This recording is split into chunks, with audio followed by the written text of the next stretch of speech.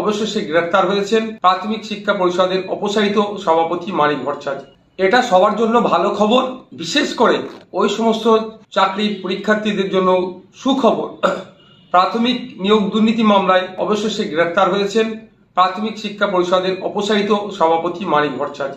তিনি তৃণমূল কংগ্রেসের বিধায়ক বটেন। তিনি নিজের গ্রেফতারি এড়াতে হাইকোর্ট থেকে সুপ্রিম কোর্টের পর্যন্ত দ্বারস্থ হয়েছিলেন, তবে তিনার শেষ রক্ষা হয়নি।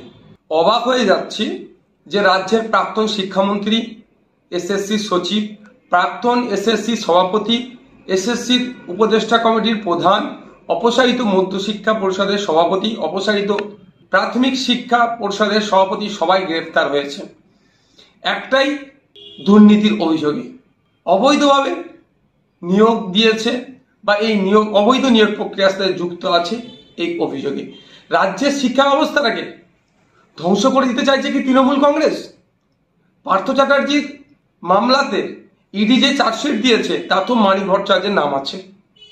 চার্জশিটে অভিযোগ আনা হয়েছে চাকরি প্রার্থীদের কাছ থেকে টাকা নিয়ে চাকরি দিয়েছে মানিক ভট্টাচার্য। পার্থ চ্যাটার্জি জানতেন এই খবর, কিন্তু কোনো ব্যবস্থা তিনি গ্রহণ করেননি। আসলে এরা চোরে চোরে মাসতুতো ভাই, নৈতিকতার কোনো বালাই নেই এদের কাছে। আসলে তৃণমূল কংগ্রেস দলটা দুর্নীতিগ্রস্ত হয়ে পড়েছে। এখন শুধু কান ধরে টানাটানি হচ্ছে, মাথাটা খুঁজে বের করা দরকার। কারণ এই চক্রের মাথাকে জনমানুষ আনা দরকার। পশ্চিমবাংলা সহ ভারতবর্ষের মানুষকে জানানো দরকার যে শিক্ষা ব্যবস্থাকে এতটা দুর্নীতির মধ্যে নিমজ্জিত করেছে, এটা মানুষকে জানানো দরকার।